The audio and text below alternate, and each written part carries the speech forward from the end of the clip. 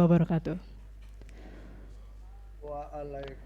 Yang terhormat Waalaikumsalam. Rektor Universitas Muslim Indonesia dan para wakil rektor, yang kami hormati narasumber pelatihan Bapak Profesor Dr. Abdurrahman MS dari Universitas Gadjah Mada dan Bapak Profesor Dr. Heru Kurnianto SMMM dari Universitas Muhammadiyah Yogyakarta. Yang kami hormati Direktur Program Pasca Sarjana, Pimpinan Fakultas dalam lingkup UMI, Direktur Akademi Bahasa Asing, Direktur Pondok Pesantren Darul Muhsin UMI Padang Lampek, dan yang kami hormati Kepala UPT Pusat Jurnal dan Publikasi Universitas Muslim Indonesia, Ibu Dr. Insinyur Hajaneti Said MS. Yang kami hormati Bapak Ibu hadirin, para undangan dan peserta pelatihan dan klinik penulisan artikel jurnal ilmiah bereputasi internasional. Alhamdulillah, puji syukur kita panjatkan kehadirat Allah Subhanahu wa Ta'ala atas perkenannya kita dapat hadir pada acara pembukaan pelatihan dan klinik penulisan artikel jurnal ilmiah yang bereputasi internasional. Dilaksanakan oleh UPT Pusat Jurnal dan Publikasi Universitas Muslim Indonesia pada hari ini Selasa 18 Mei 2021.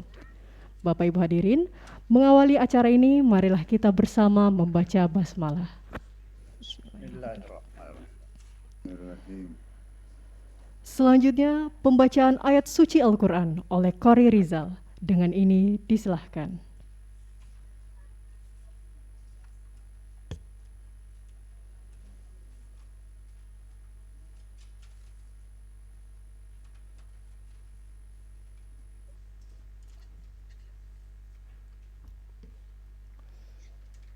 Assalamualaikum warahmatullahi wabarakatuh.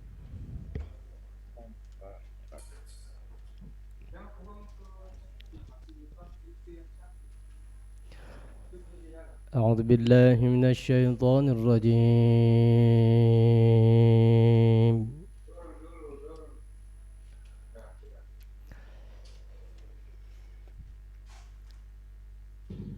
بسم الله الرحمن الرحيم.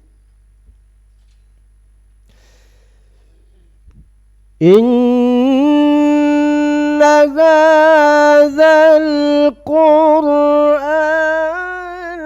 يهدي للتي هي أقوم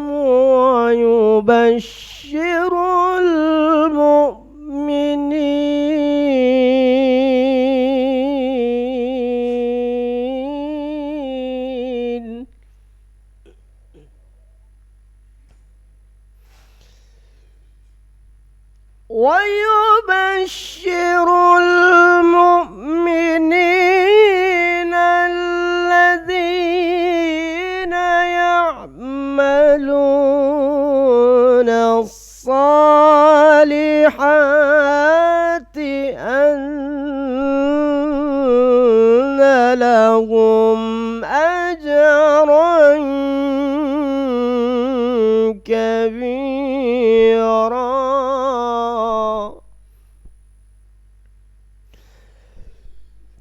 وأن الذين لا يؤمنون بالآخرة أعتدنا لهم عذابا أليما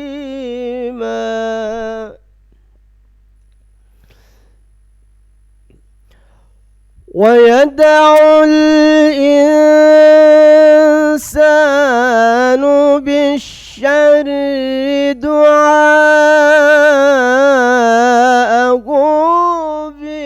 بالخير وكان الإنسان عجولا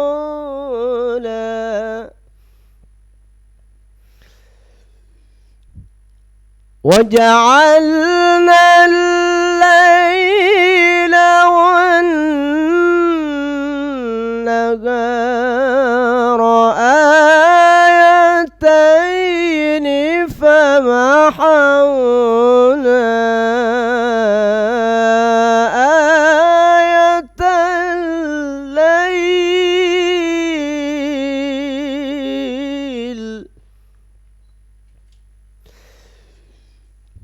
فمحونا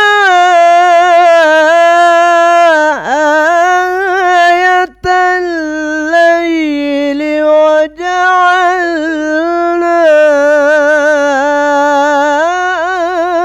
آية النهار مبصرة وجعلنا آية النهار مبصرة لتبتغوا فضلا من ربكم ولتعلموا عدد السنين والحساب وكل شيء فصلناه تفصيلا. صدق الله العظيم.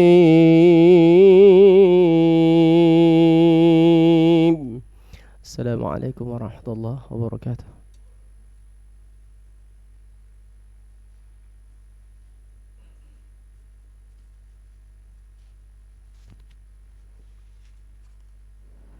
Bapak Ibu hadirin yang kami hormati, acara selanjutnya laporan Kepala UPT Pusat Jurnal dan Publikasi Universitas Muslim Indonesia, Ibu Dr. Insinyur Hajaneti Said MS. Kepada Ibu dengan hormat disilahkan. Bismillahirrahmanirrahim. Assalamualaikum warahmatullahi wabarakatuh. Alhamdulillahillazi hadana. Alhamdulillahillazi hadana lihaza wa ma kunna linahtadiya laula an hadanallah. Asyhadu an la ilaha illallah wa asyhadu anna Muhammadar Rasulullah. Yang saya hormati narasumber kita Profesor Dr. Abdurrahman. Beliau adalah Ketua Pusat Unggulan IPTEX Perguruan Tinggi Institute of Halal Industry and System UGM. Dan yang kedua Profesor Dr. Heru Kurnianto Cahyono. Beliau adalah dosen Fakultas Ekonomi Universitas Muhammadiyah Yogyakarta. Jadi dua-duanya dari Jogja. Kemudian yang saya banggakan dan saya hormati Bapak Rektor UMI, Profesor Dr. Haji Basri Modin SE MS. Para wakil rektor yang hadir pada hari ini yaitu R1 Dr. Insinyur Haji Hanafi Asad MT, WR2 Profesor Dr. Haji Salim Basalama SE MSc, WR3 Bapak Dr. Nasrullah, dan WR4 yang tidak sempat hadir karena beliau sedang sakit, mudah-mudahan beliau segera sembuh. Dan yang juga hadir pada hari ini WR5 Profesor Dr. Hatta Watta MS. Juga yang hadir pada hari ini melalui Zoom virtual, yang saya hormati para dekan, wakil dekan, ketua prodi dan bagian di lingkup UMI, direktur Asdir dan KPS Pasca Sarjana, direktur, wakil direktur dan kaprodi ABA UMI, serta para dosen yang hadir secara virtual yang sama saya hormati. Puji syukur kita panjatkan kehadirat Allah Subhanahu wa taala karena atas nikmat dan karunia-Nya. Alhamdulillah hari ini kita masih dapat bersilaturahim pada kegiatan pelatihan penulisan artikel pada jurnal internasional. Salawat dan salam semoga selalu tercurah pada junjungan kita semua, Habibana Nabi Muhammad sallallahu alaihi wasallam beserta keluarga, para sahabat dan umat Islam yang senantiasa taat dan melaksanakan ajarannya hingga akhir zaman. Hadirin yang berbahagia, untuk sebagian orang menulis artikel untuk jurnal merupakan pekerjaan yang mudah, apalagi bila bahan telah tersedia dan lengkap. Akan tetapi, untuk kebanyakan orang, pekerjaan menulis artikel apalagi di jurnal internasional bereputasi boleh jadi sangat sukar atau sulit. Nah, kenyataan menunjukkan bahwa jumlah dosen UMI yang hampir 900 orang hanya sekitar 20% yang menulis di jurnal internasional. Untuk meningkatkan animo menulis para dosen, maka kegiatan pelatihan ini diadakan dengan memilih narasumber yang masih muda, ya, dari perguruan tinggi terkemuka, yaitu Prof. Rahman yang H-indeks Scopusnya 27, dan Prof. Heru H-indeksnya juga cukup tinggi. Dan mudah-mudahan kedua pemateri atau narasumber ini bisa menjadi motivasi terutama buat dosen-dosen muda untuk membuat karya yang lebih baik, menulis di jurnal internasional.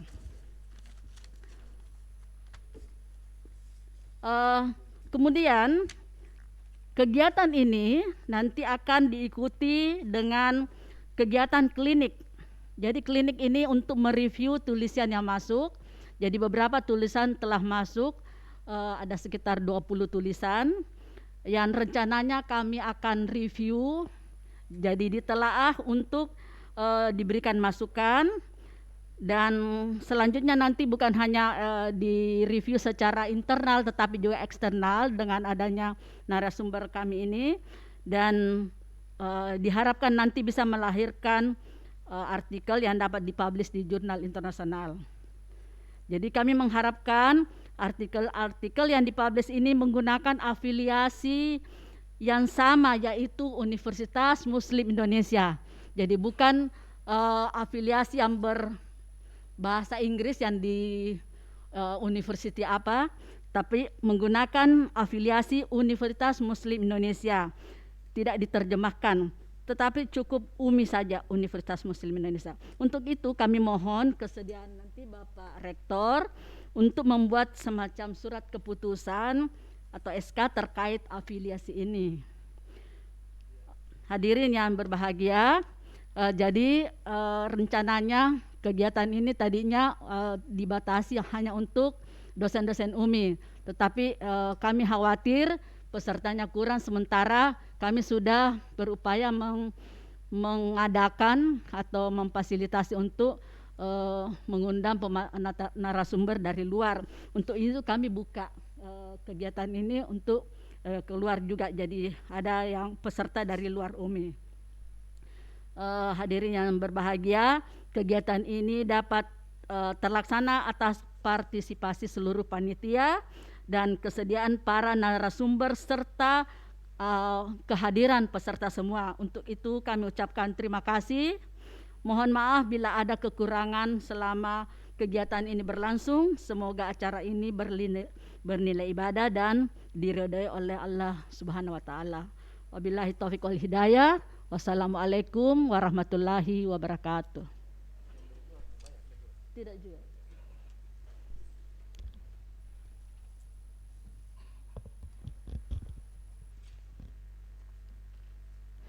Bapak Ibu hadirin yang kami hormati, selanjutnya kita akan ikuti bersama sambutan Rektor Universitas Muslim Indonesia sekaligus membuka acara secara resmi kepada Bapak Profesor Dr. Haji Basri Moding SCMSI. Dengan hormat disilahkan. Bismillahirrahmanirrahim. Assalamualaikum warahmatullahi wabarakatuh. Alhamdulillah wa syukrillah wa la hawla wa la quwata illa billahi aliyil azim. Yang saya hormati saudaraku, para wakil rektor yang hadir, saya banggakan wakil rektor 1, wakil rektor 2, wakil rektor 3, wakil rektor 5. Alhamdulillah kehadiran beliau ini merupakan salah satu penyemangat ya bagi kami ya, motivasi ya, karena di sini bercermin satu kekompakan bagi kita. Ini tidak lain adalah untuk memperhatikan bagaimana aktivitas kita, perkembangan termasuk yang kita lakukan pada hari ini. Yang saya hormati para narasumber, yang pertama Profesor Dr. Abdurrahman MS, dosen dari Universitas Gadjah Mada, Profesor Dr. Heru Kurnianto SMM, dosen dari Universitas Muhammadiyah Yogyakarta, dan juga dari Universitas Negeri Malang Dr. Ahmad Taufik SPD, dan juga dari UMI sendiri Dr. Aditya Halim Perdana Kusuma Putra SMM. Juga saya hormati Ketua UPT Kampus Jurnal Dr. Insinyur Neti Sahrudin. Yang saya hormati para pimpinan fakultas, pimpinan pasca, dan seluruh pimpinan hadir serta peserta, dan juga yang tak lupa saya hormati Kepala Humas sekaligus sebagai moderator dalam kegiatan ini. Insyaallah para hadirin hadirat insyaallah dimuliakan Allah Subhanahu wa taala. Amin. Pertama-tama mari kita senantiasa memanjatkan puji syukur kepada Allah Subhanahu wa taala yang telah banyak memberikan nikmat kepada kita ya, nikmat iman, nikmat Islam, nikmat kesehatan, nikmat kesempatan, sehingga pada pagi menjelang siang ini kita hadir dalam rangka silaturahim, berbincang-bincang tentang bagaimana penulisan artikel jurnal ilmiah yang bereputasi internasional. Juga saya mengajak kita, mari kita sama-sama mengirimkan salam dan selawat kepada junjungan Nabiullah Muhammad sallallahu alaihi wasallam. Allahumma salli wa sallim wa barik alaihi. Karena Nabi bersabda, barang siapa yang menyampaikan salawat kepada aku 1 kali, maka Allah akan balas 10 kali. Tentu ini luar biasa ya pahalanya ketika kita memberikan salam salawat kepada Nabiullah Muhammad SAW. Bapak Ibu hadirin hadirat yang dimuliakan Allah Subhanahu wa taala. Saya kira pelatihan dan klinik ini sangat penting bagi kita semuanya, apalagi khususnya pada dosen-dosen, karena memang tugas dosen itu salah satunya adalah penelitian ya. Bagaimana menghasilkan karya-karya terbaik, dan disitulah mencerminkan kualitas seorang dosen. Bagaimana mengukur kualitas seorang dosen, maka kita lihatlah apa yang dia tulis, apa yang dia lakukan, khususnya yang berkaitan dengan karya ilmiah. Bahkan perlu kami sampaikan kepada seluruh saudara-saudaraku, para pimpinan, para dosen, dan seluruh yang hadir peserta pelatihan dan klinik ini, bahwa kita sekarang ini sudah merancang ke depan itu pemberian insentif penilaian kinerja. Itu salah satu prasyarat adalah penulisan karya ilmiah. Jadi kalau banyak publikasi-publikasi khususnya bereputasi internasional, maka yakin saja di samping ada insentif khusus untuk karya ilmiah itu sendiri, maka itu juga pertimbangan dalam pemberian kinerja bagi dosen-dosen. Jadi sekali lagi mohon maaf kalau ada dosen yang memang tidak punya kreasi, tidak kreatif, tidak punya tulisan, maka pasti dia akan termarginalkan dan akan dipilih orang-orang yang punya tulisan-tulisan yang bereputasi. Insya Allah ini sudah, kalau tidak salah sudah ada aturan-aturannya sudah dibuat, sisa itu mau diimplementasikan. Oleh karena itu, dan saya ingin sampaikan kepada seluruh kita semuanya, pimpinan fakultas, direktur pasca, dan peserta, bahwa pelatihan-pelatihan seperti ini kalau di luar itu, ya saya ngobrol-ngobrol dengan teman-teman, baik dan di sama forum rektor, itu dibayar, itu dosennya disuruh membayar, khususnya PTN nih. Jadi PTN ada teman di Lampung, dia melakukan juga pelatihan seperti ini, dosennya disuruh membayar. Karena dia apa? Individualis, mohon maaf ya. Individualistis itu di PTN itu tinggi sekali. Mau maju, mau berkreasi, mau apa, itu urusannya. Kita di UMI ini alhamdulillah karena kita pendidikan Islam, ya, kita selalu menjunjung tinggi karakter kita, maka kita senantiasa bagaimana kita maju bersama, sukses bersama, bahagia bersama, dan maju bersama, sehingga kita semua gratis, ya. Jadi luar biasa, ya. Nah, jadi bersyukurlah saudara-saudaraku yang ikut pelatihan dan klinik ini jurnal dengan gratis, ya. Karena ini tentu kepedulian dari pimpinan agar seluruh dosen-dosen tidak ada lagi setelah pelatihan dan klinik jurnal ini tidak ada lagi yang tidak pernah menulis, ya. Karena dosen itu adalah prasyarat harus memiliki karya ilmiah. Karena kalau tidak punya karya ilmiah, bagaimana bisa berubah golongan, fungsionalnya apa dan sebagainya. Dan kalau itu insya Allah kita nanti ada aturan-aturan ke depan. Mungkin beberapa semester tidak punya tulisan, itu akan dipanggil dan tentu kita akan berikan warning, ya, mau jadi dosen atau mau jadi karyawan, ya. Karena kalau tidak ada tulisan berarti dia lebih cocok jadi karyawan, ya. Nah, ini perlu khususnya kepada seluruh dosen-dosen yang ada di UMI. Kemudian terakhir, terima kasih kepada Kepala Pusat UPT dan jurnal yang telah melakukan pelatihan klinik ini. Insya Allah mudah-mudahan seluruh yang ikut, baik dari dosen UMI maupun dosen dari luar, semuanya bisa mendapatkan berkah dari Allah Subhanahu Wa Taala, sehingga apa yang dia tulis, apa yang menjadi gagasan-gagasan yang dituangkan dalam penulisan ini bisa diterima sebagai salah satu karya ilmiah yang bereputasi internasional. Saya kira itu yang perlu disampaikan. Selamat kepada seluruh peserta pelatihan dan klinik. Semoga sehat, sukses, dan berhasil mengikuti pelatihan ini. Dan tentu kalau berhasil, maka pasti institusi juga berhasil. Saya kira itu. Kalau ada kata yang salah, lebih dan kurangnya mohon dimaafkan. Baik, dengan ucapan Bismillahirrahmanirrahim, pelatihan dan klinik penulisan artikel jurnal ilmiah bereputasi internasional dengan resmi saya buka. Sekian, wallahu a'lam bishawab wal hidayah. Wassalamualaikum warahmatullahi wabarakatuh.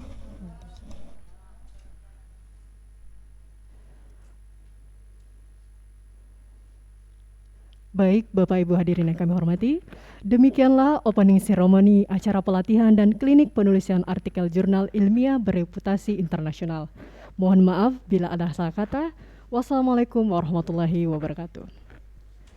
Selanjutnya kami dari panitia akan menyerahkan kepada moderator untuk membantu acara pelatihan selanjutnya. Dalam hal ini Ibu Dr. Haja Nurjana Abna, MPD, Kepala Humas Protokoler Kerjasama Universitas Muslim Indonesia. Kepada Ibu dengan hormat disilahkan. Salam. Terima kasih MC. Baik, sebelum kita bersama mulai acara ini, mohon izin Bapak Rektor karena masih ada agenda dan para Wakil Rektor berkenan bisa meninggalkan tempat acara.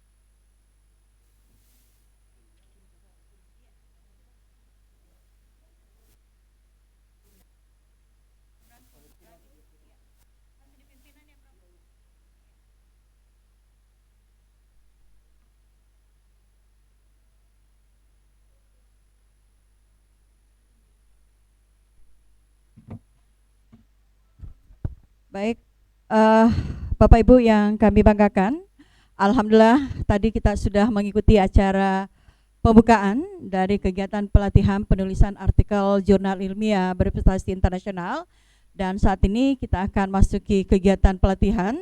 Dan yang terhormat kami ucapkan kepada Bapak Profesor Dr. Abdurrahman MS dan juga Bapak Profesor Dr. Heru Kurnianto yang insya Allah akan bertindak selaku narasumber pada kegiatan penulisan artikel jurnal ilmiah berreputasi internasional.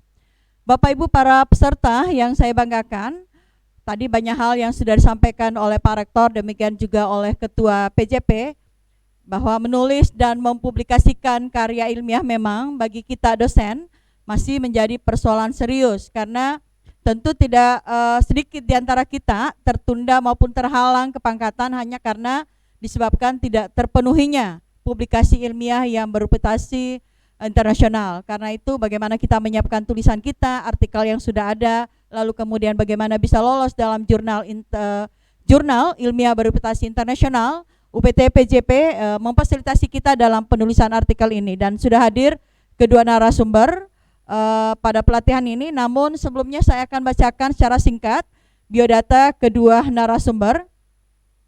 Yang pertama Bapak Profesor Dr. Abdurrahman MS. Seperti yang disampaikan tadi, beliau dosen Universitas Gadjah Mada. Beliau telah menyelesaikan program S1 Apoteker dan S2 di Fakultas Farmasi UGM, dan S3 diselesaikan di Institut Penyelidikan Produk Halal University Putra Malaysia dalam bidang halal food analysis pada tahun 2011.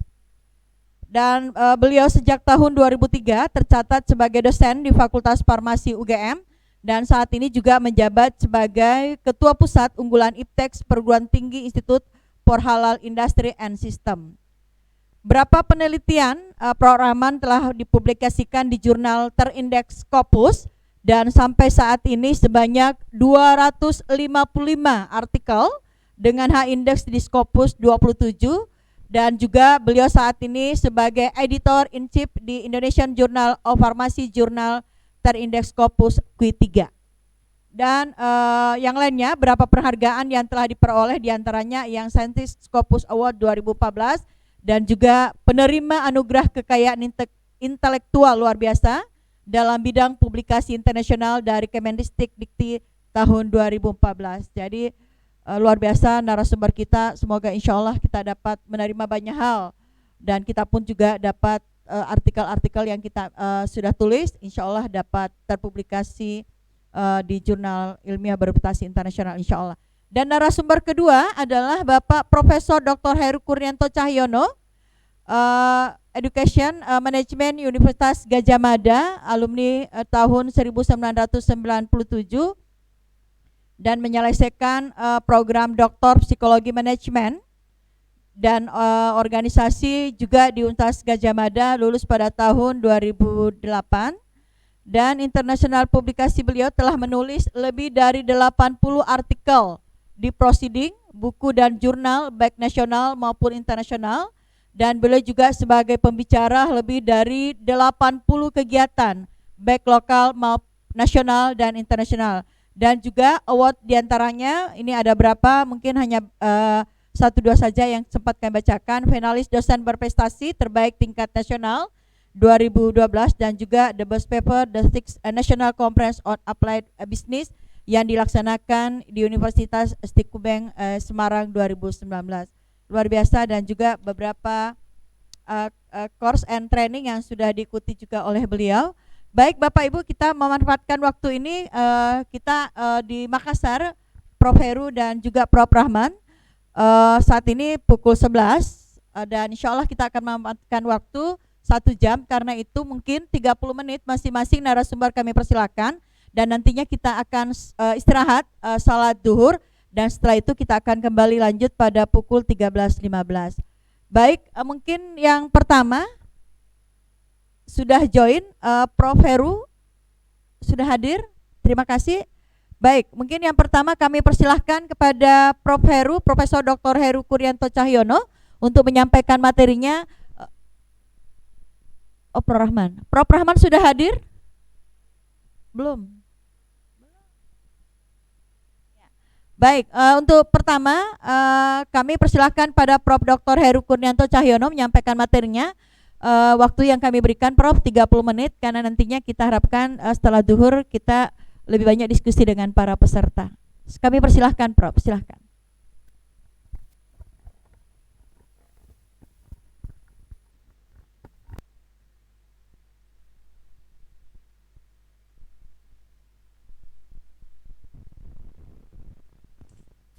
Cek. Bismillahirrahmanirrahim. Assalamualaikum warahmatullahi wabarakatuh. Apakah suara saya jelas terdengar? Kedengaran Prof, kedengaran. Oh, terdengar ya. Oke, alhamdulillah. Saya itu tidak menyangka yang pertama ya, karena biasanya urutannya Pak Abdurrahman. Belum hadir memang ya. Iya, Pak belum Abdurrahman join ya? Prof. Oh.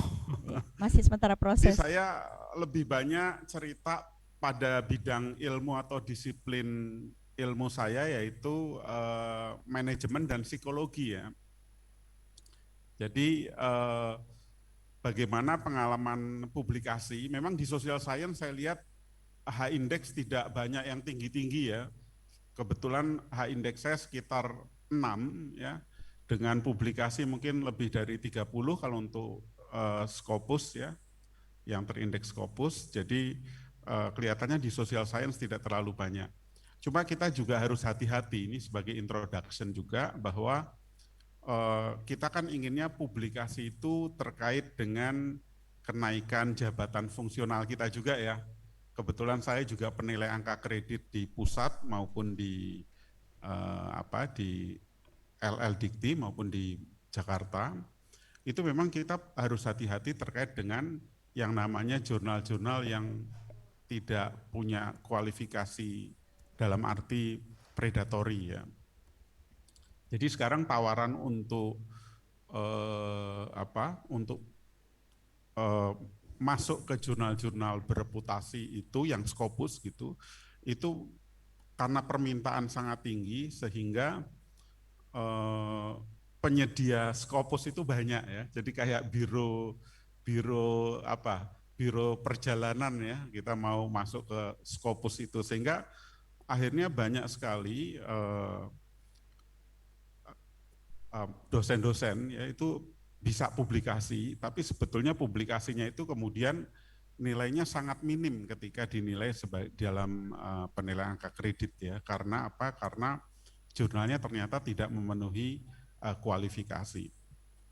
Nah, di sini juga perlu kehati-hatian.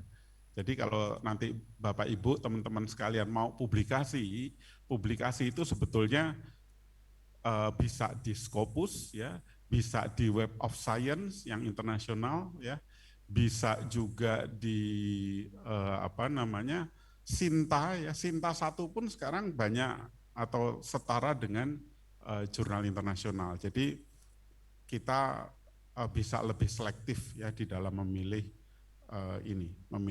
mohon saya gambarnya. Ini studio saya kebetulan, jadi kebetulan asisten saya belum pulang dari Lebaran, jadi saya pasang studio sendiri nih, gambarnya nggak tahu jelas apa enggak.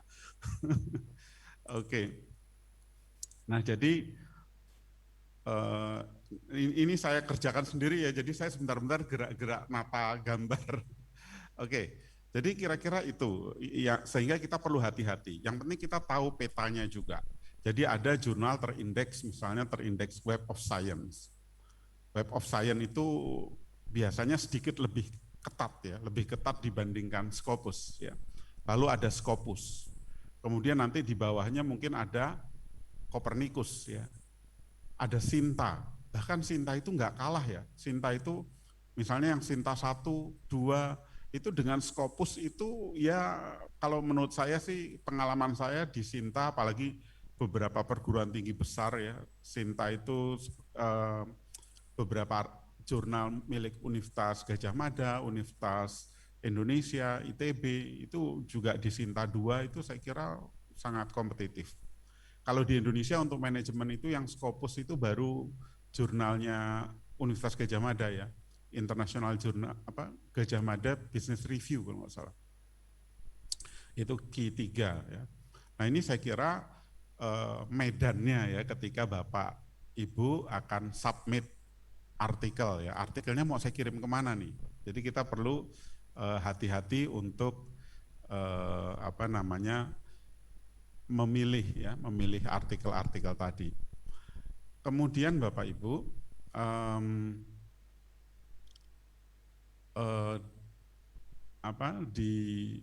baik di Scopus, di Web of Science ya, di Sinta, itu sebetulnya banyak jurnal-jurnal berkualitas tinggi. Tapi tadi ada gangguan-gangguan dalam arti adanya predatory jurnal yang kita tetap harus hati-hati ya terkait dengan itu. Banyak sih sebetulnya cara untuk mengecek itu ya, mengecek predatory jurnal ya. Oke, sekarang saya coba share screen ya.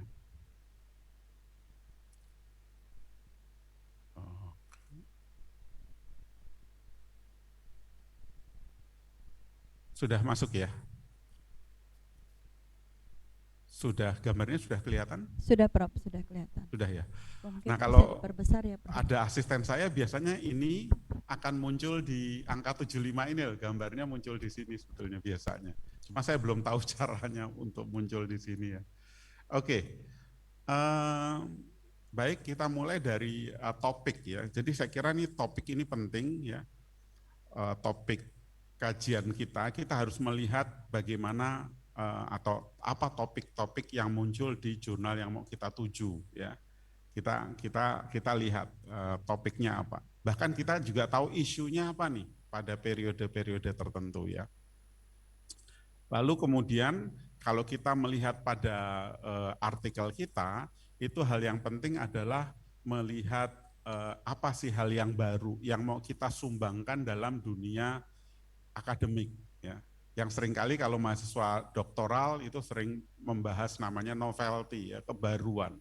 Kebaruannya itu apa, terkait dengan apa nih? Apakah kebaruan secara teoritik, ataukah kebaruan dalam hal metodologi, atau kebaruan dalam hal konteks ya. Konteks risetnya itu betul-betul baru ya, menarik ya. Misalnya ada jurnal dulu pernah saya coba jurnal yang terkait dengan Islam, keislaman. Nah, isu konteks ini menjadi menarik ya. Jadi mungkin saja model risetnya itu tidak terlalu boleh dikatakan sedikit lebih umum. Tapi konteks riset itu juga bisa sangat menentukan sehingga itu akan menarik artikel kita itu untuk di accept oleh editor ya. Jadi pertama kali biasanya artikel itu akan masuk ke editor. Jadi editor itu yang akan ngecek apakah artikel Bapak Ibu ini dia katakan memang sesuai dengan jurnal yang dituju itu. Jadi bisa saja nanti di tahapan editor itu artikel kita itu di-reject ataukah dilanjutkan. Kalau di-reject berarti udah langsung tidak diterima ya. Tapi kalau dilanjutkan berarti artikel Bapak Ibu itu akan masuk ke reviewer. Jadi setelah dari editor itu akan masuk ke reviewer. Nah, sehingga di sini originalitas ya, novelty ya, terus urgensi dan impact. Ini kita bicara lalu dengan tulisan kita seperti ini apa dampaknya, manfaatnya. Ini sangat penting dan ini bisa di cover di abstrak Bapak Ibu ya. Jadi orang melihat ini sesuatu yang menarik. Ya, ini mengidentifikasi topik riset ya. Baik. Jadi ada hal yang menarik Bapak Ibu kalau terkait dengan artikel jurnal. Kita perlu melihat yang namanya isu ya. Apa isu di dalam artikel kita? Isu ini muncul itu biasanya atau tertulis di introduction atau latar belakang masalahnya. Latar belakang masalah ini harus bisa memunculkan isu tadi. Apakah tadi isunya terkait dengan teori, apakah isunya terkait dengan konteks, atau isunya terkait dengan metodologi.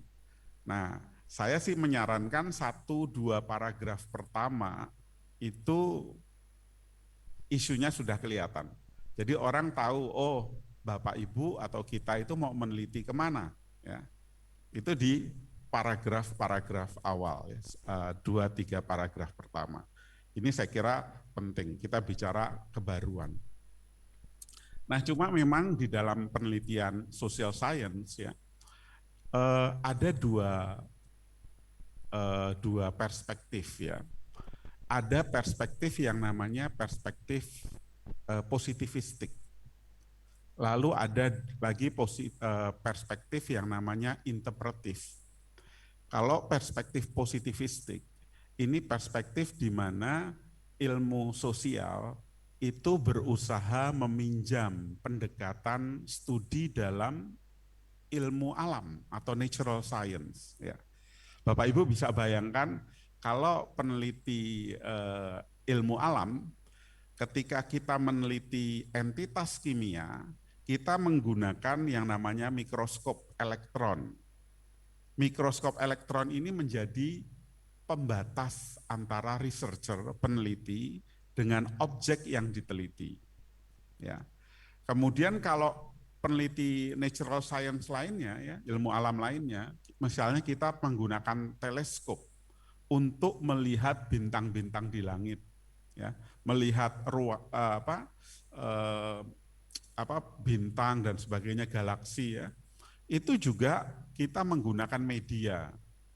Jadi kita punya asumsi bahwa asumsinya adalah objek yang kita amati itu netral. Ya, objeknya netral tuh. Nah, kalau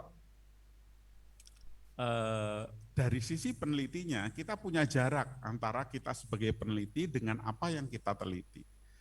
Nah, sekarang kalau pendekatan positivistik ini adalah salah satu pendekatan yang memang menggunakan cara-cara ilmu alam, tapi dipakai ke dalam ilmu sosial. Dia punya asumsi yang sama, asumsinya adalah objektif. Pendekatannya harus objektif nih, ya. Nah, pendekatan positivistik ini biasanya studinya bisa dalam bentuk eksperimen, ya, field eksperimen, ataupun studi survei, ya, penelitian survei.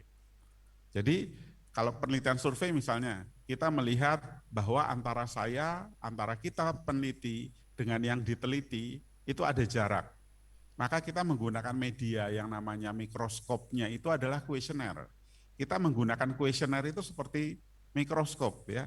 Jadi dia digunakan untuk memperoleh data, ya. Kita dapat data, lalu kita olah, organisasikan datanya, lalu kita interpretasikan datanya. Nah, pendekatan positivistik ini melahirkan sejumlah keterbatasan, ya. Sehingga ini Bapak Ibu nanti ketika di dalam keterbatasan riset itu bisa mengatakan bahwa ada sejumlah keterbatasan dalam pendekatan yang kita lakukan. Misalnya kita hanya positivistik. Salah satu kelemahan pendekatan positivistik ini adalah kalau kaitannya dengan bagaimana data itu mendalam kajiannya. Sehingga dia, kalau kita ingin data itu mendalam, harusnya dibarengi dengan in-depth interview, ya. Tapi karena kita hanya menggunakan kuesioner, kita tidak bisa menggali what is the meaning behind the data. Kita mendapatkan apa di balik data itu. Biasanya mereka yang bisa menggali sesuatu di balik data itu kalau kita melakukan in-depth interview atau kita living together, kita hidup bersama dengan komunitas itu. Ya, sehingga kalau dalam social science itu seringkali ada pendekatan-pendekatan tadi yang di luar positivistik, seperti etnografi, fenomenologi, ya, kemudian grounded research. Ya, ini adalah salah satu contoh-contoh di mana dia bisa menggali data secara lebih mendalam. Nah, kalau kita bicara positivistik tadi, kita menggunakan cara ilmu alam, maka ada sejumlah keterbatasan biasanya, ya. Ada kelemahan-kelemahan. Sebetulnya demikian juga untuk yang interpretif. Ada juga kelemahan-kelemahannya. Contohnya gini. Orang subobjek ya, subjek, kita sebagai subjek itu yang namanya orang itu kalau diperlakukan seperti objek entitas kimia itu nggak bisa. Entitas kimia relatif stabil ya, tapi kita instabilitas, kita tidak stabil. Kita hari ini dengan kita besok, dengan kita kemarin itu berbeda. Meskipun pertanyaannya sama, bisa saja responnya berbeda. Saya hari ini, saya kemarin, maupun saya besok. Lalu ada sensitivitas juga ya, sensitivitas. Jadi pernah ada guyonan ya, guyon itu apa namanya, bercanda gitu ya. Ada bercanda, wah ada hasil penelitian mengatakan orang Jogja itu kalau cari suami cari orang Jogja. Kenapa? Karena orang Jogja setia. Loh, kok setia? Kita cari metodenya seperti apa? Kita cek metodologinya. Oh, ternyata metodologinya adalah wawancara ya. Wawancaranya gimana? Wawancaranya itu si suami ditanya, ketika ditanya di samping istri dan mertuanya. Wah, jadi dia akan jawab dengan yang baik-baik saja ya. Nah, ini bicara sensitivitas. Artinya apa? Kalau kita tahu kita diteliti, maka kita mungkin akan punya kecenderungan untuk mengikuti norma, ya, norma-norma ya, social desirability bias ya, itu bisa saja itu terjadi. Nah, itu itu salah satu pendekatan tadi yang namanya positivistik. Kemudian juga terkait dengan uniqueness ya, orang itu berbeda ya, satu sama lain. Maka ini melahirkan pendekatan yang kedua tadi, pendekatan interpretif. Sehingga di dalam penelitian social science kalau dibuat lebih gampang, itu seringkali ada istilah, kalau positivistik itu terkait dengan kuantitatif, kemudian kalau interpretif itu terkait dengan kualitatif. Nah, ketika kita mau masukkan itu ke dalam jurnal, itu kita harus hati-hati. Karena di jurnal itu kadang-kadang ada rejimnya ya, ada mainstream apa di jurnal-jurnal tertentu. Kalau mainstreamnya kuantitatif, kita pakai kuali, peluangnya sangat kecil untuk lolos di situ. Ya, jadi kita harus hati-hati, ini dia mainstreamnya apa di jurnal itu. Nah, sekarang tren yang sekarang sedang menarik itu adalah melakukan triangulation. Jadi melakukan mix method ya. Gimana? Pendekatannya bisa saja mix metodenya itu antara survei dengan in-depth interview atau eksperimen dengan survei, bisa juga. Ini sesama positivistik ya. Eksperimen itu juga positivistik, survei juga positivistik. Tapi perbedaannya apa? Eksperimen itu kuat dalam hal internal validity-nya, validitas internalnya. Jadi kalau kita bicara eksperimen, maka kita betul-betul melihat hubungan kausal, pengaruh X pada Y. Ya. Sedangkan yang survei, ini kan kuatnya di validitas eksternalnya. Ya, dia bicara generalisasi, ini ada pada survei. Jadi seringkali sekarang penelitian melakukan kombinasi. Ada kombinasi sesama positivistik, yaitu dia gunakan eksperimen dan survei, tapi ada juga yang menggunakan pendekatan dengan interpretif ya, ada in-depth interview dan lain-lain. Saya kira ini menjadi hal yang menarik ya. Bahkan sekarang mahasiswa program doktor itu juga sering menggunakan pendekatan mixed method ya. Jadi metodenya dikombinasi ya antara kuantitatif dan kualitatif ya. Nah, ini kita bicara metodenya. Jadi saya kira metode itu juga menjadi hal yang menarik ya. Ini bisa menjadi salah satu kekuatan dalam studi ya. Bahkan saya mungkin cerita sedikit pengalaman saya ketika paper saya itu termasuk dianggap salah satu paper terbaik waktu itu di Asia Pasifik, kemudian masuk salah satu jurnal Q2 waktu itu. Saya mengangkat isu, jadi pertama gini, saya menemukan dulu yang namanya riset gap ya. Apa gapnya secara teoritik? Waktu itu saya membaca sekitar 1.400 artikel. Tapi 1.400 artikel ini waktu itu saya baca abstraknya aja ya. Dan saya untuk membantu saya memahami fenomena itu, saya menggunakan artikel namanya meta-analisis artikel. meta-analisis itu adalah artikel yang meneliti ratusan atau ribuan artikel lain. Ya. Jadi kalau Bapak Ibu membaca satu artikel meta-analisis, itu bisa bermakna Bapak Ibu juga memahami ratusan bahkan mungkin ribuan artikel. Jadi satu artikel itu dia memang fokus mengkaji artikel-artikel lain. Nah ini datanya memang sekunder ya kalau meta-analisis. Jadi misalnya kalau di dalam peneliti yang saya sering ikuti, Colkit, dia peneliti mengenai organisasi ya. Dia meneliti organizational justice. Dia meneliti sekitar ratusan bahkan ribuan artikel. Nah itu artikel-artikel yang dari tahun 2010 sampai ke belakang. Itu banyak sekali dan di situ dia melakukan pemetaan. Bahkan dia melihat atau menuliskan beberapa celah, beberapa gap.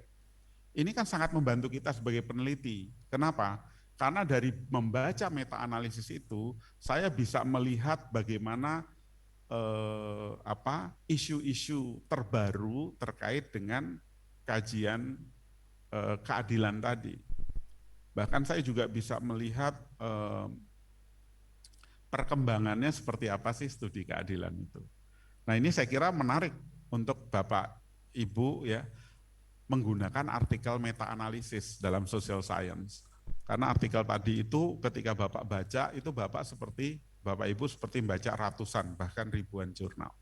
Dan itu nanti kemudian boleh Bapak kombinasi dengan baca artikel-artikel yang paling update yang ada di referensinya artikel meta-analisis ya. Jadi artikel meta-analisis itu kan biasanya merujuk ratusan ribuan artikel. Coba baca ujung-ujungnya artikel terakhir. Nah ini juga sangat membantu kita untuk lebih hemat waktu ya, melihat isu-isu terkini terkait dengan studi yang kita amati tadi. Ya, jadi ini artikel meta-analisis menarik. Nah dari artikel meta-analisis itu ternyata artikel itu menemukan dari ratusan ribuan jurnal yang dia potret, itu penelitian survei pada umumnya meneliti keadilan dalam situasi ketidakadilan. Wah, ini bagi saya menarik nih. Berarti harusnya saya bisa melakukan kombinasi pada berbagai situasi keadilan dong. Karena tadi menurut meta-analisis tadi, itu kebanyakan dalam situasi ketidakadilan. Jadi melihat dampak keadilan di dalam organisasi pada sikap karyawan misalnya. Nah, ternyata kebanyakan situasinya dalam ketidakadilan. Akhirnya saya kemudian melakukan kombinasi atau konfigurasi. Jadi keadilan yang sangat populer itu ada keadilan dari sisi distributif dan dari sisi prosedural. Lalu saya melihat bagaimana kalau keadilan prosedurnya tinggi, distributifnya tinggi. Bagaimana kalau prosedurnya tinggi, distributifnya rendah. Lalu bagaimana kalau distributifnya rendah, prosedurnya tinggi, atau kalau dua-duanya rendah, ya. Nah ini kan berarti terjadi konfigurasi. Kalau lihat konfigurasi gitu, maka kalau itu kita bawa ke dalam penelitian survei, itu tidak mungkin, karena penelitiannya itu 4 situasi, padahal survei kan berarti 1 situasi ketika kita nyebar kuesioner. Maka itu harus dilakukan dengan cara eksperimen. Maka studi saya waktu itu eksperimental. Saya buat kelas-kelas yang sifatnya situasi tertentu, situasi A, B, C, D. Adil distributifnya tinggi, prosedurnya tinggi, ya, dan seterusnya. Nah, ini itu masuk di introduction, ya, di latar belakang. Jadi latar belakangnya cerita bahwa kajian keadilan banyak dilihat dari situasi ketidakadilan. Ini menjadi entry point saya mengapa saya kemudian menggunakan studi eksperimental. Ya, saya kira ini ya tekanan di introduction itu sangat penting. Introduction itu bicara isu ya, riset gap-nya apa.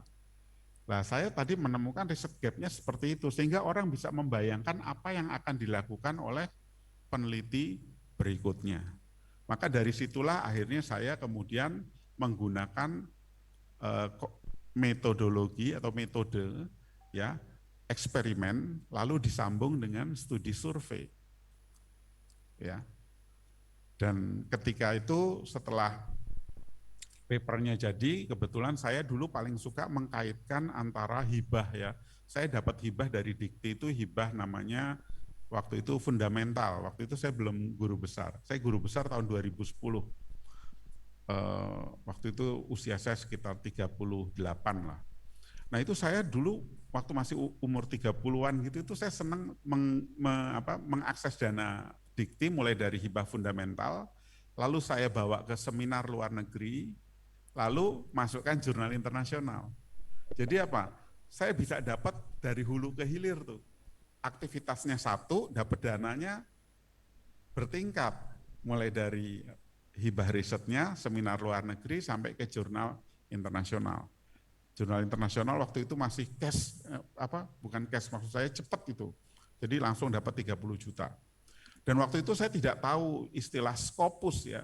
Jadi waktu itu kan tahunnya masih 2009-10, belum ada istilah Scopus. Pokoknya waktu itu hibah Dikti juga jurnal internasional gitu aja. Izin Prof. Saya baru tahu itu Scopus belum lama ya.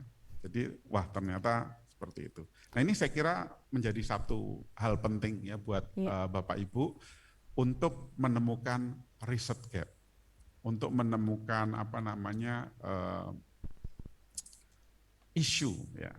Karena ini yang menjadi jalan apakah kita menggunakan atau kontribusi kita itu pada teori ataukah kontribusi kita pada konteksnya. Jadi kita memperkaya studi itu dari konteks yang spesifik ataukah dalam hal metodologinya. Kalau ini jelas, saya kira para reviewer itu akan sangat, reviewer di jurnal itu akan sangat dia sudah appreciate dulu dengan yang Bapak tulis ya, Bapak Ibu tulis ya.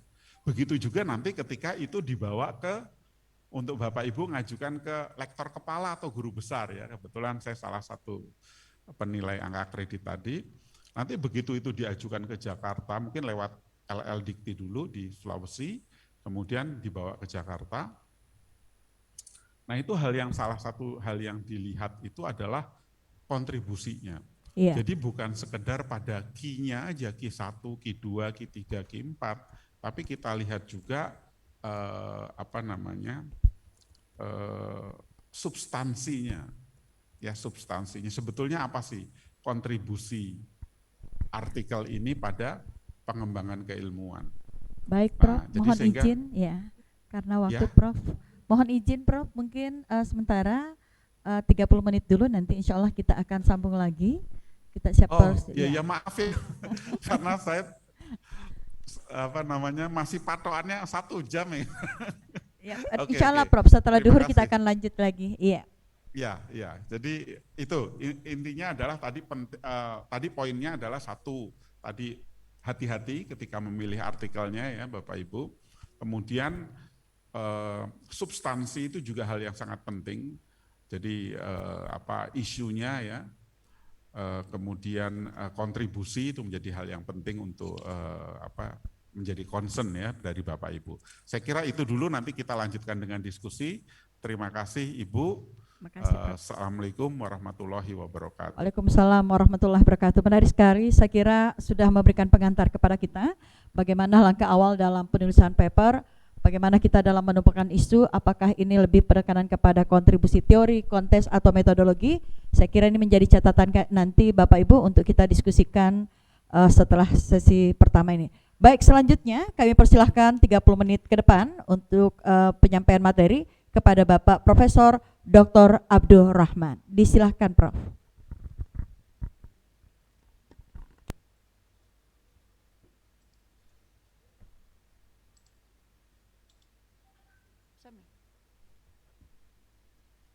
Oke, makasih Bu. Assalamualaikum warahmatullahi wabarakatuh. Alhamdulillah, salatu wassalamu ala rasulillah Muhammad ibn Abdillah wa ala alihi wasallam wa ala ma'bad. Pertama-tama saya hormati Bapak Rektor Untas Muslimin Indonesia, kemudian para pejabat di lingkungan Untas Muslim Indonesia, dan juga moderator dan kepala bagian publikasi dan jurnal, dan juga kolega saya Prof.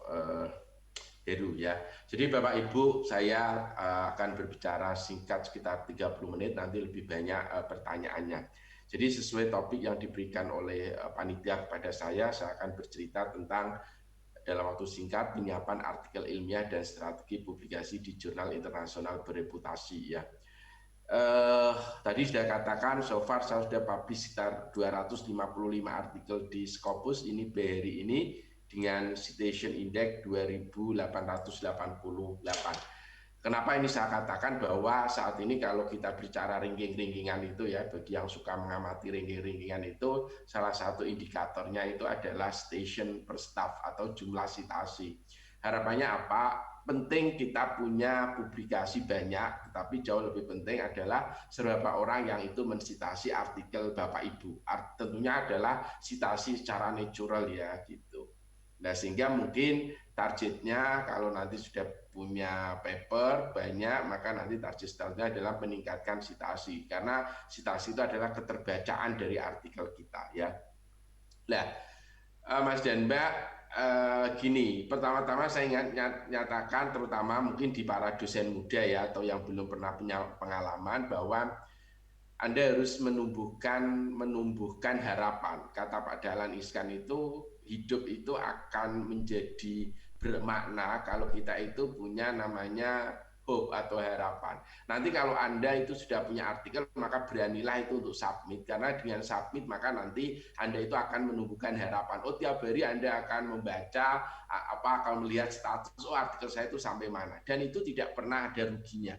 Karena kalau Anda submit artikel itu kemungkinannya dua, kalau tidak disuruh merevisi kemudian diterima, itu ditolak. Kalaupun itu ditolak, kita akan memperoleh input yang sangat baik sekali ya untuk perbaikan artikel kita, yang itu belum tentu senior kita ya atau bahkan kawan kita itu mau melakukan untuk memberikan koreksi sedetail dan sebagus apa yang diberikan reviewer. Karena reviewer itu biasanya orang yang memang ahli di bidang itu. Karena tiap reviewer itu punya yang namanya keyword tertentu atau kata kunci tertentu, sehingga tidak ada kata untuk tidak berani mensubmit. Memang setan itu selalu hadir di tiap tahap publikasi. Anda belum punya artikel, nanti Anda akan digoda. Oh, Anda nggak akan bisa itu menyiapkan artikel. Anda sudah punya artikel pun digoda. Oh, itu belum layak. Anda sudah menyatakan itu layak, nanti akan digoda. Oh, itu nggak bisa itu tembus di jurnal yang bagus ya. Selalu pada tahapan itu ada. Oleh karena itu maka tahap pertama adalah Anda harus berani ya gitu, harus berani. Dan itu dulu yang semua orang atau pemula itu akan mengawali dengan suatu suatu kegalauan ya, karena banyak godaan-godaan tadi. Oleh karena itu maka Anda harus punya niat, punya azam yang kuat bahwa setelah Anda punya artikel, maka setelah pelatihan ini Anda atau setelah seminar ini nanti Anda harus submit artikel ya. Oke, lah banyak motivasi. Saya nggak ngerti ya. Anda sah-sah aja mungkin yang saat ini sedang sedang mengambil S3, maka itu Anda harus publish karena untuk lulus S3. Mungkin bagi teman-teman yang ingin memperoleh riset grant yang banyak itu juga harus dengan paper. Beberapa riset pemadatan yang diberikan oleh kementerian ya, Kementerian Ristek Dikti, itu ada yang namanya skema namanya penugasan. Nah, itu penugasan itu seringkali didasarkan pada age index ya. Itu. Jadi beberapa saya dapat penugasan itu yang tidak kompetitif, langsung aja Anda dikasih. Dan itu didasarkan pada namanya age index ya. Berapa jumlah age index Anda gitu. Nah, itu karena ini get funding harus dengan paper. Get promote tadi sudah dikatakan ya. Saya termasuk penilai dikti untuk lektor kepala dan guru besar saat ini. Itu kalau Anda mau naik pangkat, itu poin tertinggi juga dengan publikasi. Dan juga mungkin yang lain bisa untuk apply jadi menantu bagi yang belum punya gitu ya. Jadi banyak alasan. Lah masalahnya kan ini Bapak Ibu, however editor, reviewer and the research community do not consider this reason. Artinya itu alasan kamu itu untuk apa, kan orang-orang sana ya, artinya pengelola jurnal itu kan tidak mau tahu. Yang penting kualitas artikel Anda itu bagus maka diterima, kalau nggak bagus ya di reject, disuruh memperbaiki dan itu bisa diantar ke jurnal yang lain. Lah, Mas dan Mbak, Bapak Ibu, lah sekarang kalau saya sekarang lebih suka menggunakan istilah publishing in high impact journal ya. Artinya kita harus mempublikasikan di jurnal yang mempunyai impact tinggi. Ya, itu akan sebagai suatu climbing itu adalah seperti suatu kalau Anda itu memanjat untuk suatu akademik karir Anda. Ya, prestisius grant tadi sudah saya katakan, kalau Anda mau memperoleh grant yang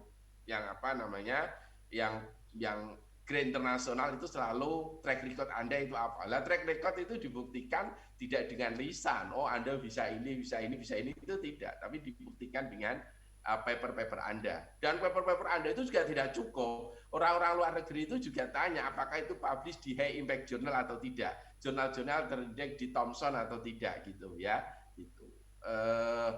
Kemudian permanent position. Ya, saya 2 tahun berturut-turut kemarin jadi visiting professor di University of Malaya. Malaya itu peringkat dunianya 59, peringkat 59 dunia. Itu dia kalau mau nawari posisi, mesti yang diminta adalah paper. Ya, nggak tahu begitu saktinya paper itu. Ya, kemudian tentunya adalah recognition. Bulan depan saya diundang oleh Comstek. Comstek itu semacam organisasi internasional untuk berbicara bagaimana melakukan analisis halal. Itu saya juga nggak kenal itu siapa mereka, tapi taunya pasti dari paper-paper itu ya, maka menjadi penting lah.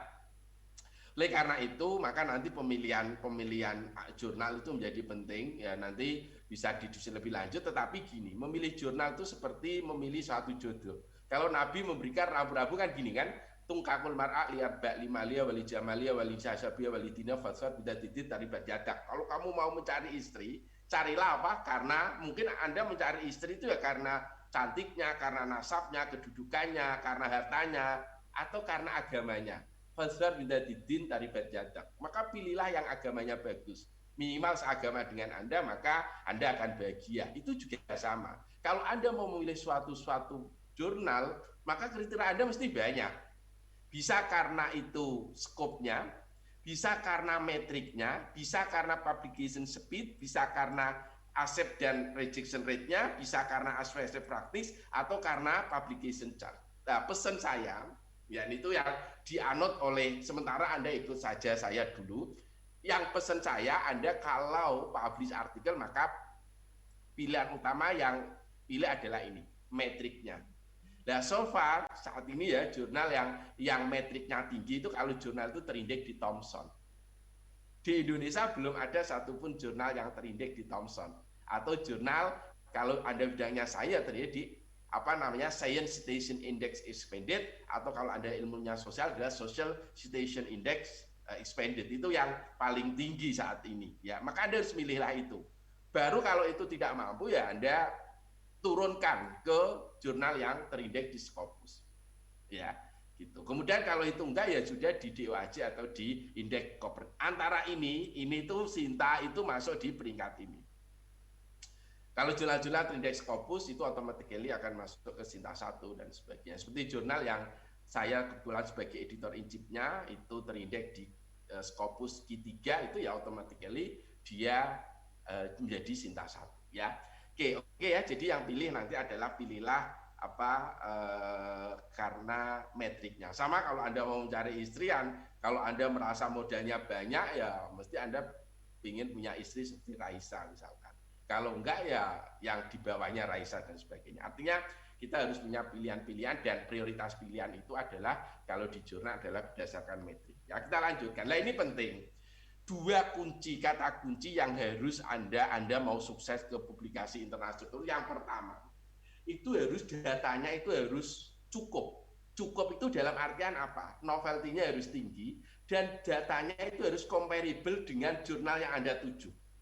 Misalkan gini, Anda misalkan mau menuju ke jurnal yang misalkan ya kalau bidangnya di bidang seperti Bu Neti itu di pertanian, misalkan di Journal of Agriculture and Food Chemistry, ya, maka Anda harus melihat jurnal-jurnal tadi.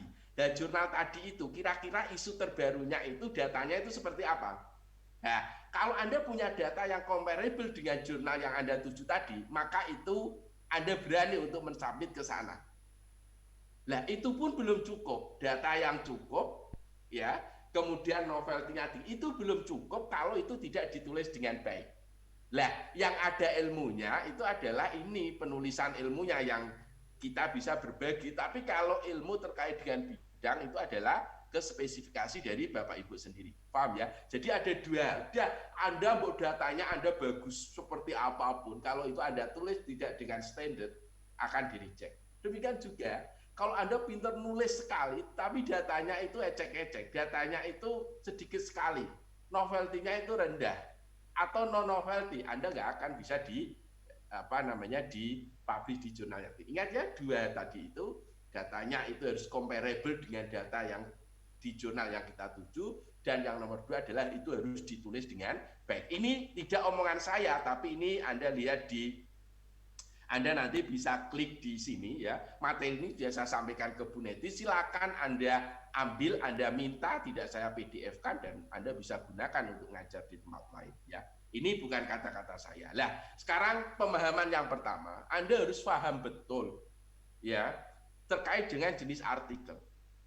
Karena begitu Anda itu nanti salah memilih jenis artikel, maka Anda akan salah kamar ya. Maka kita harus paham betul jenis artikel. Nah, jenis artikel jurnal itu luar biasa. Namanya jurnal itu menghargai potensi yang ada di manusia. Manusia itu atau peneliti itu potensinya 3. Ada yang potensinya sangat berpotensi sekali itu menjadi peneliti, suka masuk di lab. Ada yang potensinya itu suka berpikir. Ada yang potensinya itu suka mengkritik. Dan 3-tiganya itu diwadahi dalam jurnal. Nah, kalau Anda suka melakukan penelitian, kemudian Anda memperoleh data dan datanya itu Anda publikasikan, data yang diperoleh dari hasil penelitian, maka Anda harus memilih adalah ini, original article atau short communication. Ini saya kotak, ya. Anda harus milih ini. Jadi misalkan Bu Neti melakukan pengaruh pupuk X terhadap pertumbuhan tanaman Y, kerja di lab, maka hasilnya itu harus dipublikasikan dalam bentuk short communication atau original article. Nah, kalau Anda itu ya melakukan pemikiran, Anda mereview paper-paper orang banyak, suka mikir, kemudian itu Anda kompilasi, Anda analisis, maka itu nanti Anda harus bentuknya dalam bentuk review artikel atau mini review. Ini sama aja, hanya jumlah kata-katanya yang berbeda. Nah, review artikel itu ada 3, ada yang namanya naratif review, ada yang namanya systematic review, dan ada yang namanya meta analisis, tadi dikatakan oleh Pak Heru.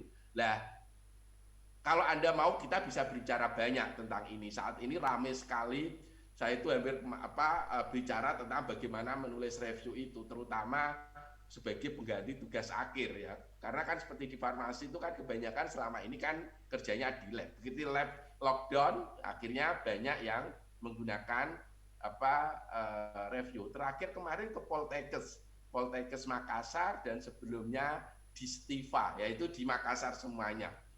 Ya, ke UMI ini seingat saya sudah kedua kali.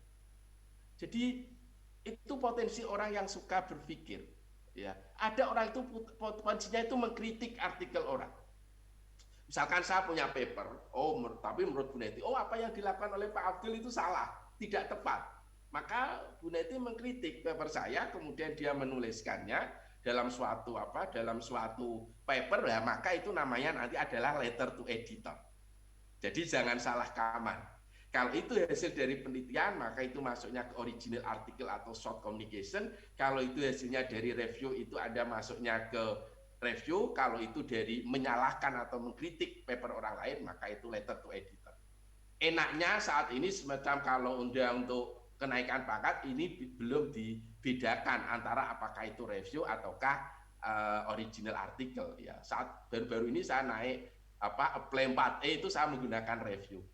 Ya, jadi nggak masalah. Jadi Anda silakan menulis review, dan itu sangat menguntungkan untuk berbagai alasan yang nanti saya singgung sekilas. Ini contoh artikel-artikel yang original artikel ya. Tetap teman-teman yang berasal dari pertanian mesti familiar dengan jurnal namanya Mid Science ini.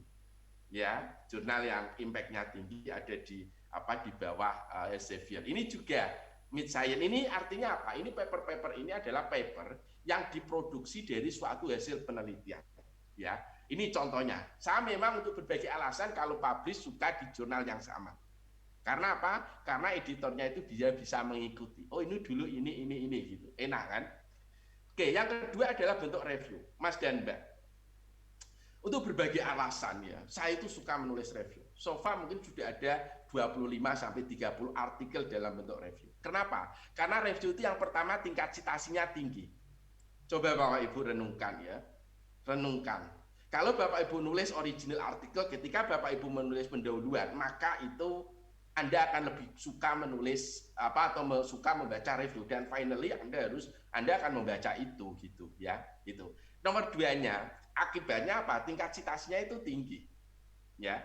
Yang kedua, itu tidak tergantung pada ketersediaan research grant. Ini bagi para pejabat atau dekan, memerintah anak buah. Tolonglah Anda nulis paper, mungkin staf Anda akan bilang, oh, saya nggak punya research grant, Pak. Nah, Anda sekarang bisa menjawab. Nah, itu Anda kan bisa menulis review. Karena review itu tidak terkait dengan research grant. Dan itu dapat dilakukan dimanapun.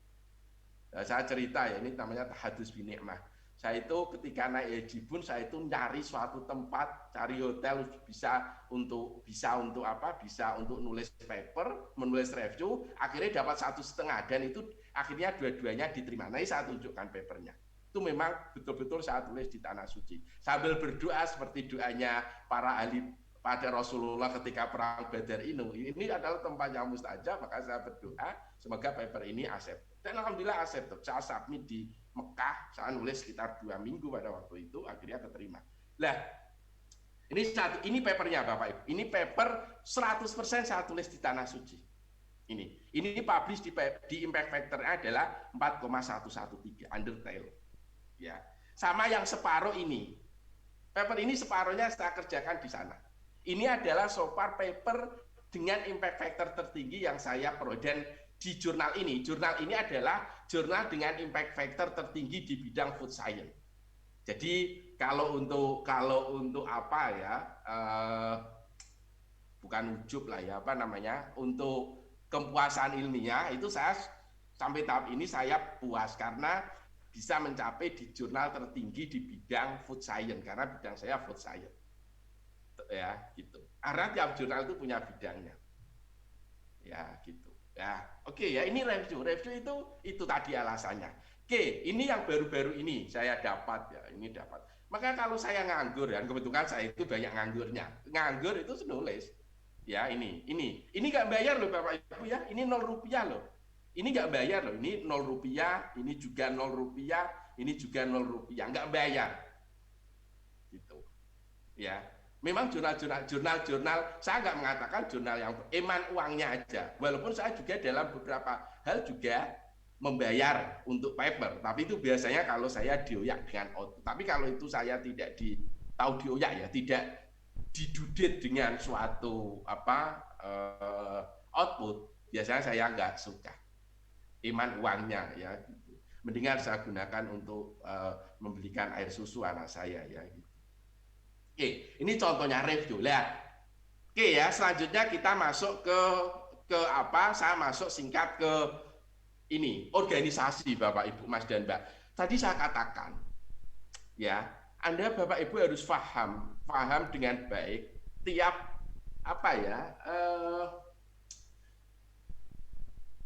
sisi penting dari tiap bagian. Kalau Anda kalau nulis artikel, original artikel itu formatnya seperti ini, harus ada cover letter, title page, abstract, introduction, material and method, result and discussion, conclusion, acknowledgement, references, dan supplementary data. Ini Anda harus ada. Kalau review itu bentuknya ini. Ini saya coba membandingkan antara original artikel dengan review artikel. Ya, ini sebagai perbandingan. Bentuknya, tetapi secara format isinya sama. Lah, Bapak Ibu, yang pertama, bagian ya singkat. Jangan pernah Anda melupakan cover letter. Cover letter itu harus ada. Walaupun jurnalnya itu dia tidak meminta adanya cover letter, maka cover letter itu ada. Pertama, untuk menunjukkan bahwa diri Anda itu sudah pengalaman menulis paper. Nomor 2-nya adalah untuk menghormati jurnalnya. Coba bayangkan kalau ada seorang wanita, kalau kita itu ingin melamar seorang wanita, tiba-tiba to the point, saya ingin melamarmu, itu kan kurang pas. Biasanya kalau kita melamar seorang wanita, kita akan mengatakan gini, oh pertama, saya akan memperkenalkan diri saya, nomor duanya, saya akan menceritakan keunggulan apa yang ada di diri saya. Kemudian yang nomor tiganya, saya akan menceritakan norma-norma yang ada ketika itu melamar anak gadis.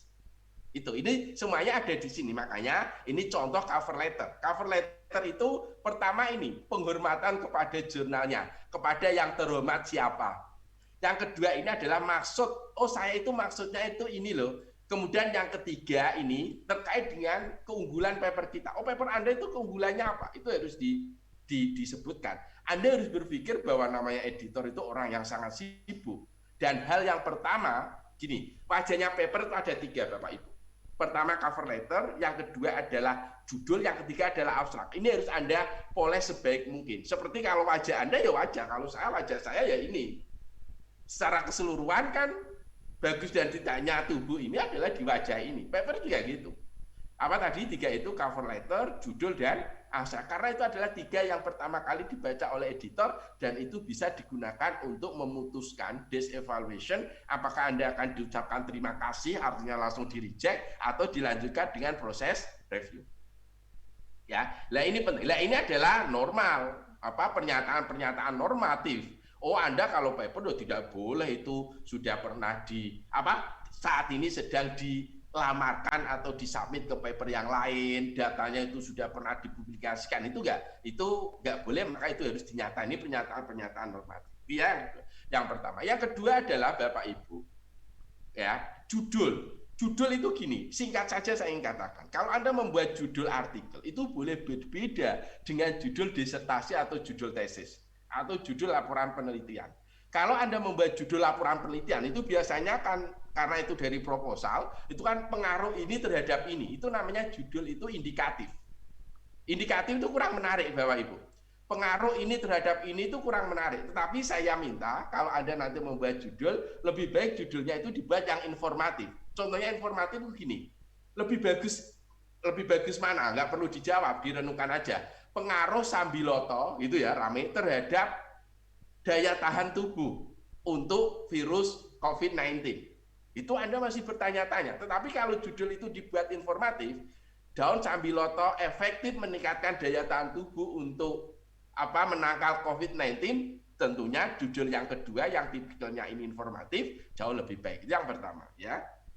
Yang kedua adalah abstrak. Ya, dia judul tadi harus info. Abstrak itu ini bukan omongan saya, tapi ini adalah omongan dari buku-buku academic writing, ya, gitu. Lah, kata buku academic writing itu bilang gini, abstrak itu harus ada backgroundnya. Nanti yang sudah punya abstrak itu dicek, harus ada abstrak itu harus ada backgroundnya, harus ada tujuannya, ya, harus ada metodenya, harus ada hasil dan harus ada simpulan. Jadi yang belum punya itu nanti dilengkapi. Tapi ilmu ini kan bukan ilmu, kalau Anda saat tanya bagaimana abstrak yang baik, harus ada introduction, method, objective, method, result, kan bukan itu. Tapi Anda harus punya abstrak yang mengcover ini semua. Nah, abstrak itu ada 2 jenis. Ada yang namanya abstrak itu terstruktur dan itu menyamankan bagi penulis, dan ada yang tidak terstruktur. Apapun itu bentuknya abstrak yang diminta oleh jurnal, apakah itu terstruktur atau tidak terstruktur, maka kelima komponen tadi sebaiknya ada. Ada introduction, objective, method, result, and conclusion. Nah ini contoh abstrak yang terstruktur. Abstrak itu maksudnya gini, ada background-nya, ada aim-nya, ada metodnya, ada result-nya, ada conclusion. Ini terstruktur. Ya. Yang tidak terstruktur seperti ini, walaupun ini isinya sama, tetapi ini tidak ada template kata-kata introduction, objektif kan ini tidak ada, tetapi ini isinya sama. Sehingga apa yang bisa kita petik dari pelajaran ini, apapun bentuk jenis abstraknya, apakah struktur atau tidak struktur, maka Anda harus ada introduction, objektif, method, result, conclusion. Ini contohnya, ini contoh abstrak yang terstruktur. Ya, ini jurnal saat ini mungkin impact factor-nya 2, sekian ya. Ini ada introduction, ada objektif, artinya itu ada. Ya, ini namanya apa? Ini namanya abstrak tidak terstruktur di paper contohnya, ya. Ini. Jadi apapun itu, berapa jumlah kata yang diperbolehkan dalam abstrak dan bentuknya itu apa, maka Anda harus menggunakan 5 tadi harus ada. Oke, yang di bawah abstrak itu harus ada kata kunci. Ini penting, belum tentu banyak kita mengetahui bagaimana cara membuat kata kunci yang baik. Paling nyaman, paling mudah, tapi itu menunjukkan orang nggak mau berpikir. Kata kunci itu paling enak ya dibuat dari judul, tetapi itu bukan pendekatan yang cerdas.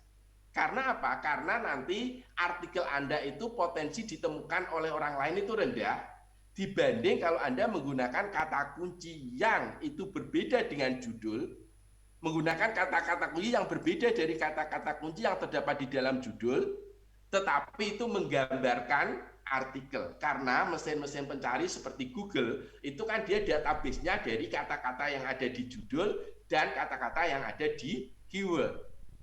Sehingga kalau ada orang mencari ya di Google mencari kok dengan kata-kata, kalau kita mencari kan mesti pakai kata-kata kan, kok itu tidak sama yang ada di judul tapi sama dengan yang kata kunci yang Anda buat berbeda dengan judul tadi, maka artikel Anda akan ditemukan. Nah, kalau Anda ditemukan, maka itu berpotensi untuk dibaca.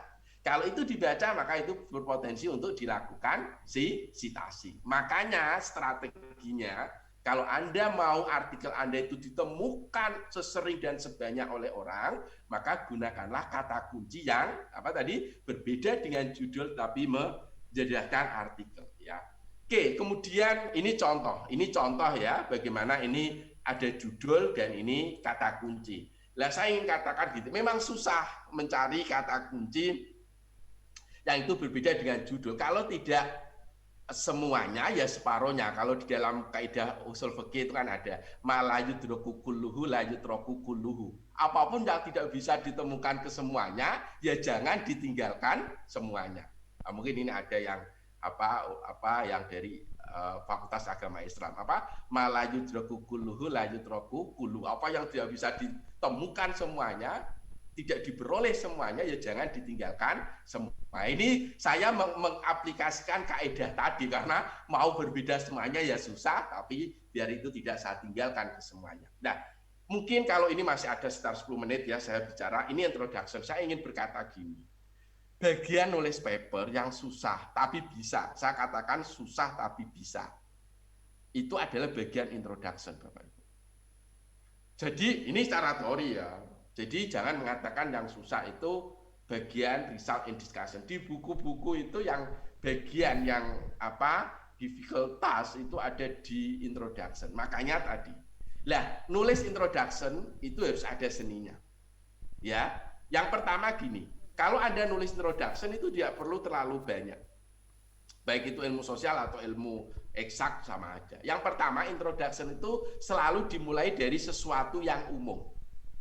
Sesuatu yang umum. Yang kedua, di introduction harus ada gap analysis. Ini penting, tadi sudah disinggung oleh Pak Heru. Harus ada apa yang namanya gap analysis. Kalau bahasa Indonesia adalah analisis kesenjangan. Loh, kenapa Anda harus melakukan penelitian kalau tidak mampu menunjukkan adanya kesenjangan? Itu namanya gap analysis. Jadi paragraf pertama sesuatu yang umum, paragraf kedua adalah gap analysis. Gap analysis itu apa?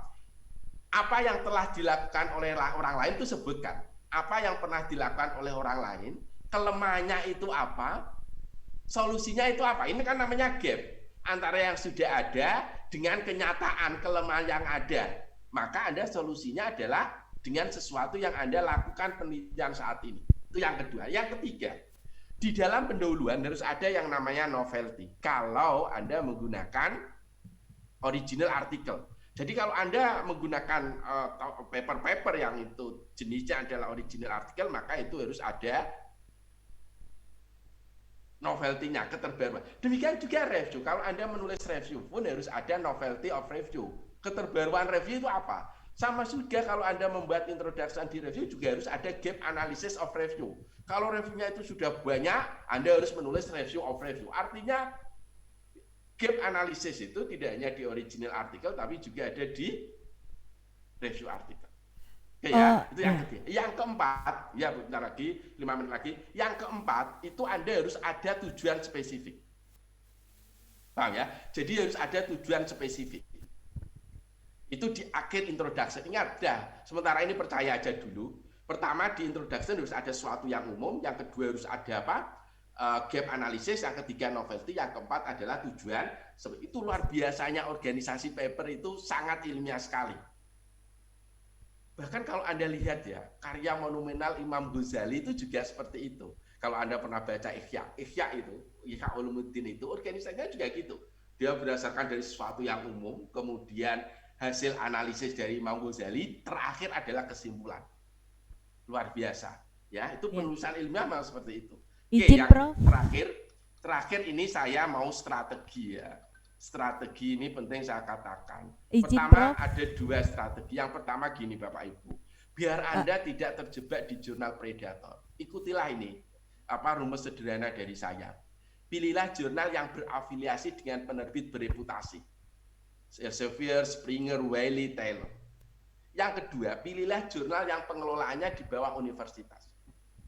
Ya, insya Allah Anda aman, dan hindari jurnal yang berbayarnya terlalu besar, tapi dia itu tidak terindeks di Thomson. Itu harus hati-hati. Tapi kalau besar terindeks di Thomson, oke, misalkan Lancet, PLOS ONE. Siapa yang meragukan PLOS ONE? Itu bayarnya banyak, mungkin 40 jutaan, tapi itu jurnalnya luar biasa bagus. Ya, gitu. Bayar besar, tapi itu kok tidak terindeks di Thomson, nanti dulu. Ya, gitu. Oke, kemudian dari sisi jurnal yang Anda pilih ya, ini namanya politisasi di jurnal Bapak Ibu. Ini, jurnal itu kan bagaimanapun punya metriknya itu adalah impact factor kalau itu Thomson atau nilai SJR itu kalau Scopus. Nah, itu semuanya Bapak Ibu didasarkan pada jumlah citasi. Makanya, ini pesan ya saya kepada adik-adik saya, kalau Anda mau publish artikel di jurnal A, jangan lupa mensitasi dari jurnal A 1-3 artikel. Jangan terlalu banyak, kalau terlalu banyak nanti dikira itu by design. Tapi kalau hanya 1, 2, 3 itu kan by nature. Walaupun itu sudah ada di pikiran Anda. Ya itu ya, itu. Yang ketiga, strategi ketiga Bapak Ibu. Anda sangat boleh jadi nanti ketika Anda itu submit artikel, kemudian Anda harus pakai engine ya, apakah ScholarOne, Elsevier, editorial system, editorial manager, maka Anda itu akan diminta untuk suggest potential reviewer. Maka Anda pilihlah reviewer itu yang papernya itu Anda citasi. Yaitu untuk menghormati reviewernya dan kalau paper dari si reviewer yang kita pilih tadi itu nanti, paper kita itu nanti publish, kan dia juga citasinya akan meningkat. Mungkin gitu Ibu yang bisa saya sampaikan. Ya, memang materi saya itu mau disampaikan 30 menit juga bisa, mau 4 jam, 5 jam juga bisa. Ya, tapi karena ini kesuntukan masa, keterbatasan waktu, bagaimanapun saya sebagai tamu, dan tamu itu harus patuh dengan yang ngatur, ya sudah 30 menit ya 30 menit. Makasih Bu Moderator, waktu saya kembalikan ke Ibu. Mohon maaf kalau ada kelebihan waktu dan kata-kata yang tidak betul. Assalamualaikum warahmatullahi wabarakatuh. Waalaikumsalam. Terima kasih banyak Prof. Mohon maaf karena di Makassar sekarang ini sudah azan zuhur, dan untuk itu kedua narasumber dan Bapak Ibu para peserta kita istirahat sejenak, dan saya kira banyak catatan nanti untuk kita diskusikan. Kita akan lanjut insya Allah pada pukul 13.00 waktu Indonesia Tengah ya. Baik, insya Allah kita akan kembali lanjut Prof jam 1 siang waktu Makassar, dan untuk itu Bapak Ibu kita istirahat, kita salat zuhur, kita melaksanakan salat zuhur, dan demikian untuk sementara kita skorsing. Assalamualaikum warahmatullahi wabarakatuh.